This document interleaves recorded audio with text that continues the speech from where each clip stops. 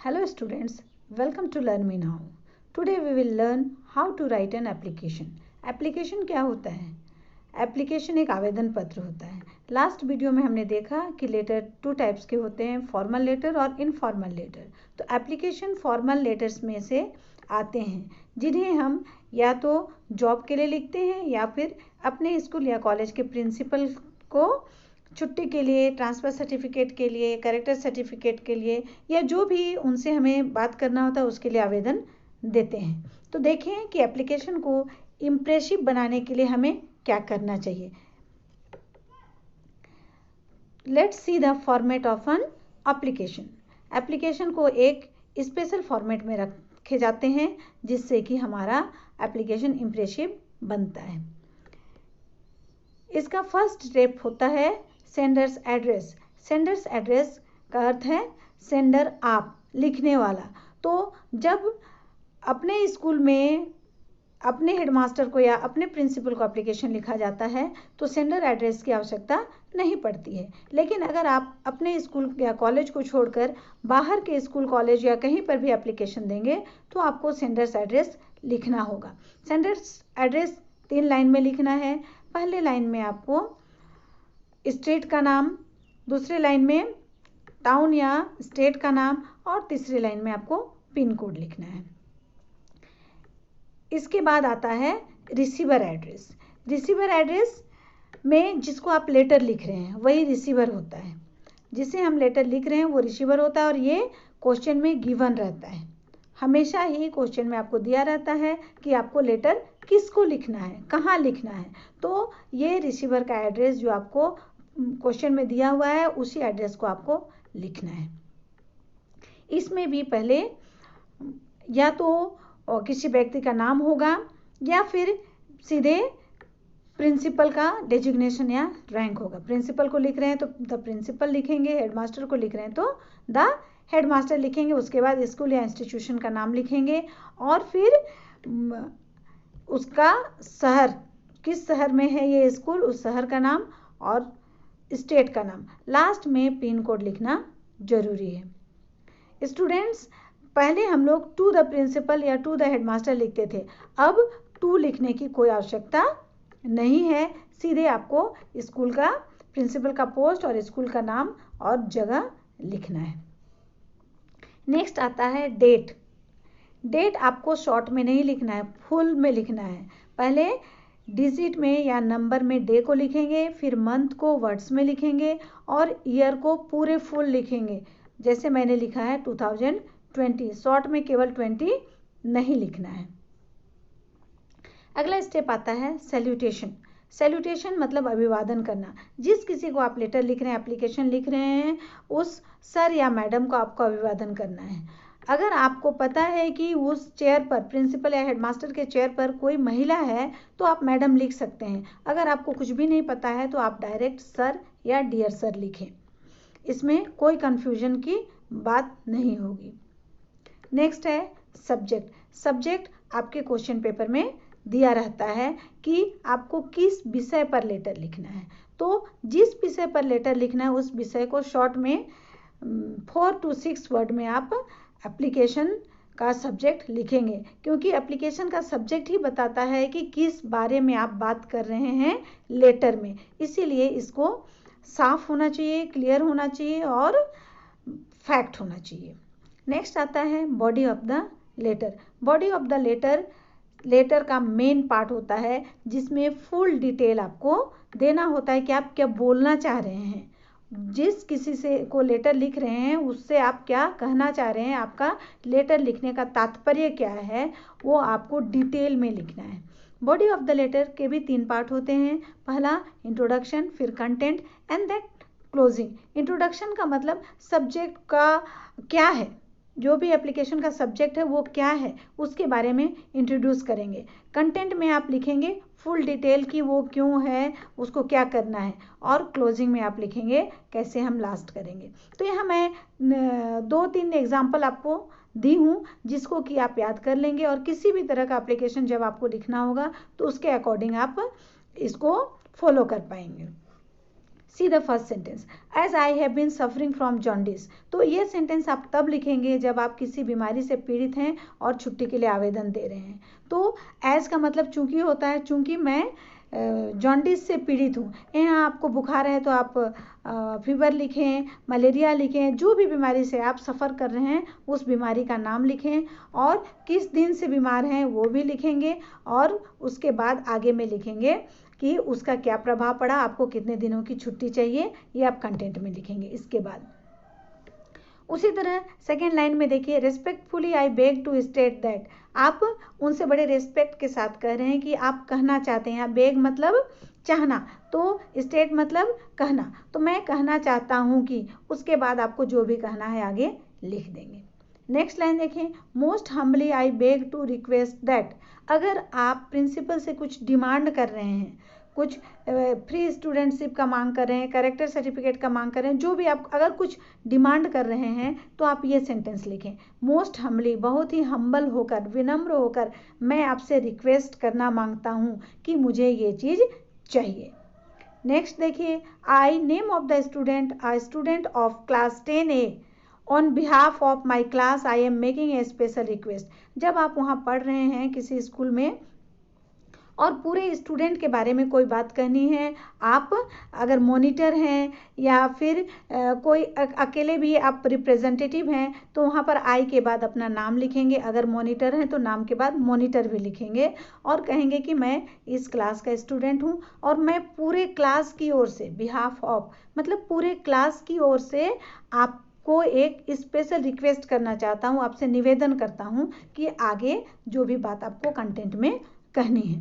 तो इस तरह से ज़रूरत के अनुसार जैसा आपके एप्लीकेशन में या आपके क्वेश्चन में आपको डिमांड किया जा रहा है, उसके अकॉर्डिंग इन एग्जाम्पल्स को आप इंट्रोडक्शन के रूप में रखेंगे तो आपका लेटर बहुत ही इंप्रेसिव होगा।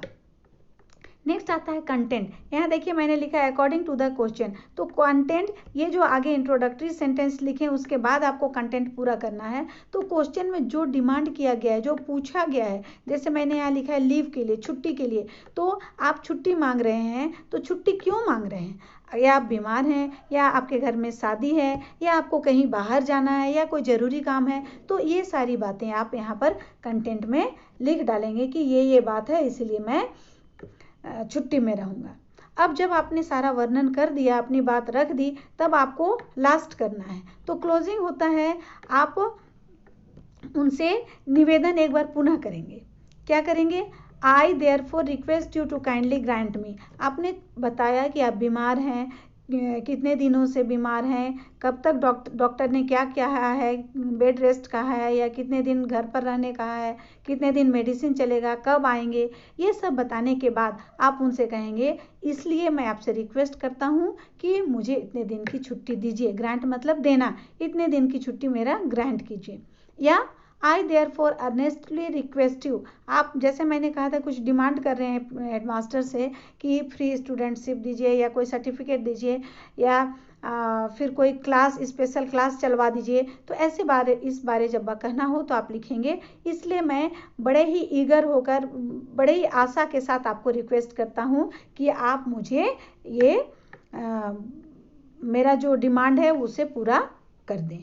या फिर काइंडली इशू मी, अगर आप सर्टिफिकेट मांगते हैं, CLC मांग रहे हैं, कैरेक्टर सर्टिफिकेट मांग रहे हैं, ट्रांसफर सर्टिफिकेट मांग रहे हैं, तो आप लिखेंगे काइंडली इशू मी, मतलब ये kindly issue me my character certificate. तो आप ऊपर कारण दे चुके हैं कि क्यों मुझे ये चाहिए, तो आप कहेंगे मुझे ये सर्टिफिकेट इशू कर दीजिए। या फिर आई एश्योर यू, अगर आप कोई क्लास का डिमांड कर रहे हैं, स्पेशल इंग्लिश क्लास चलाइए, कंप्यूटर क्लास चलाइए, मैथ का एक्स्ट्रा क्लास चलाइए, तो ऐसा क्लास चलाने के बाद जब आप अपने ग्रुप की ओर से रिप्रेजेंट करते हैं कि हम लोगों को ये क्लास एक्स्ट्रा चाहिए, एक्स्ट्रा पीरियड चाहिए, तब आप कहेंगे आई एश्योर यू, मैं आपको एश्योर करता हूँ, मैं आश्वस्त करता हूँ कि हम लोग ये क्लास अच्छे से करेंगे। या फिर आप जो हमें दे रहे हैं उसका हम लोग पूरा फॉलो करेंगे, टर्म्स एंड कंडीशन जो हैं उसको पूरा मानेंगे। ये आप इस तरह से क्लोज करेंगे अपने एप्लीकेशन को। उसके बाद चूंकि आप एप्लीकेशन दे रहे हैं, निवेदन कर रहे हैं, आवेदन दे रहे हैं, इसलिए आपको थैंकिंग यू लिखना जरूरी है कि आपने डिमांड किया और आप आश्वस्त हैं कि आपका ये डिमांड मांगनी जाएगी, इस विश्वास से आप उन्हें पहले ही धन्यवाद देंगे। ये थैंकिंग यू लिखना है। नेक्स्ट स्टेप है कम्प्लीमेंट्री क्लोज। कम्प्लीमेंट्री क्लोज अभिवादन के साथ, मतलब आप फिर से एक बार उनको अभिवादन करेंगे। अगर आप अपने स्कूल के हेडमास्टर या प्रिंसिपल को लेटर लिख रहे हैं, एप्लीकेशन लिख रहे हैं, तो आप लिखेंगे योर्स ओबीडियंटली, आपका आज्ञाकारी छात्र होता है इसका मतलब।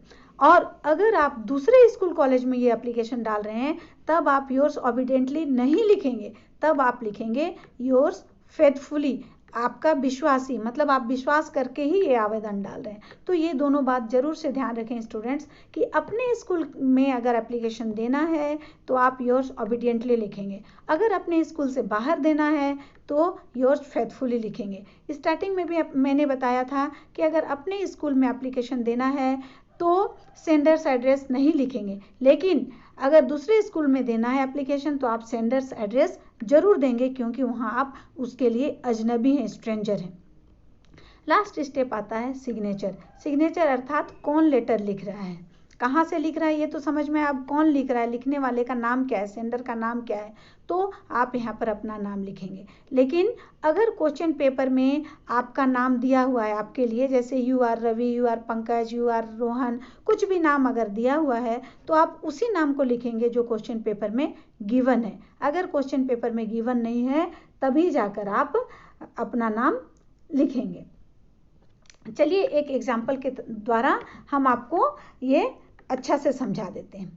Right an application to the headmaster of your school for 15 days sick leave. ये आपको क्वेश्चन पेपर मिल गया, तो सबसे पहला काम क्या करना है, इस क्वेश्चन पेपर को 3 बार पढ़ना है बहुत अच्छे से। राइट एन एप्लीकेशन, क्या करना है, एप्लीकेशन लिखना है।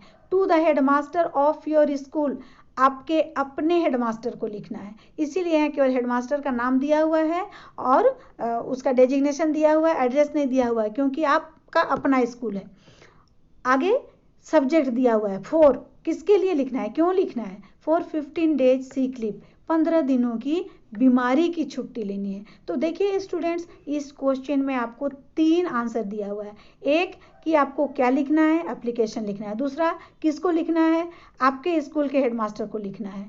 और तीसरा, क्यों लिखना है, तो 15 डेज का सीक लीव के लिए लिखना है। तो ये 3 बातें आपको मिल गई जिसको कि आपको लिखना है। यहाँ पर आपका नाम दिया हुआ नहीं है क्योंकि आप अपने स्कूल के विद्यार्थी हैं, उसी स्कूल के हेडमास्टर को लिख रहे हैं, तो आपको अपना नाम अपने से देना है। चलिए स्टार्ट करें। देखिए सबसे पहले सेंडर्स एड्रेस हमें नहीं लिखना है। क्यों नहीं लिखना है, क्योंकि ये अपने स्कूल के हेडमास्टर को देना है। तो हम रिसीवर्स एड्रेस से शुरू करते हैं कि किसको लिखना है, द हेडमास्टर दिया हुआ है, मैंने कहा था टू लिखने की आवश्यकता नहीं है तो टू हट गया, द हेडमास्टर लिखे। अब आप अपने स्कूल का नाम लिखिए। यहाँ पर मैंने ABC पब्लिक स्कूल लिखा है क्योंकि आपके स्कूल का नाम मुझे मालूम नहीं है, तो आप अपना स्कूल का नाम यहाँ लिख देंगे। उसके बाद आपका स्कूल जिस जगह में है उस जगह का नाम लिखेंगे, बगल में पिन कोड भी डाल देंगे। चूंकि ये अपना स्कूल है इसलिए मैंने पिन कोड नहीं डाला है, क्योंकि पिन कोड डालने का मतलब उस पिन कोड में वो लेटर जाना है, आप यहाँ डाल सकते हैं। अगला डेट लिखेंगे, मैंने बताया था फुल डेट लिखना है, 20 जून 2020, इस तरह फुल डेट लिखेंगे। फिर यहाँ पर सर या मैडम का पता नहीं इसलिए हमने डायरेक्ट लिख दिया है सर। सर के बाद कोमा लिखने की आवश्यकता नहीं है। आगे जाएंगे subject, application for seek leave. याद रखें लास्ट वीडियो में मैंने बताया था कि पहले हम लोग सब्जेक्ट पहले लिखते थे और सैल्यूटेशन बाद में लिखते थे। अब CBSE के नए गाइडलाइन के अनुसार सैल्यूटेशन पहले लिखना है और सब्जेक्ट बाद में लिखना है। देखिए सब्जेक्ट मैंने आपको बताया था कि सब्जेक्ट गिवन है, तो वहाँ पर आप देख रहे हैं फॉर 15 डेज सीक लीव, 4 को हटा दीजिए और बाद बाकी चारों वर्ड को लिख दीजिए। उसके पहले आपको, चूंकि आप एप्लीकेशन लिख रहे हैं इसलिए लिखेंगे एप्लीकेशन फॉर सीक लीव। यहाँ पर अगर 15 डेज लिखना चाहते थे, application for 15 days sick leave, तो आप ये लिख सकते थे। आगे चलिए अब हम देखें बॉडी ऑफ द लेटर में, जिसमें इंट्रोडक्शन, कंटेंट और क्लोजिंग आता है। इंट्रोडक्शन में चूंकि ये सीक लीव है, बीमारी है, इसलिए मैंने फर्स्ट वाले लाइन को फॉलो किया है। As I have been suffering from jaundice since last week, I am unable to attend my class for 15 days more. चूंकि मैं जॉन्डिस से सफ़र कर रहा हूँ। कब से? लास्ट वीक से। समय आपको बताना है किस दिन से आई है। उसके बाद क्या बात है कि लास्ट वीक से मैं बीमार होने के कारण अपने क्लास में अटेंड करने के लिए अनेबल हूँ। कितने दिनों तक? अगले 15 दिनों तक। क्यों? क्योंकि आई फील मच वीकनेस, मुझे बहुत कमजोरी हो रही है। The doctor advised me to take complete rest for 15 days at least.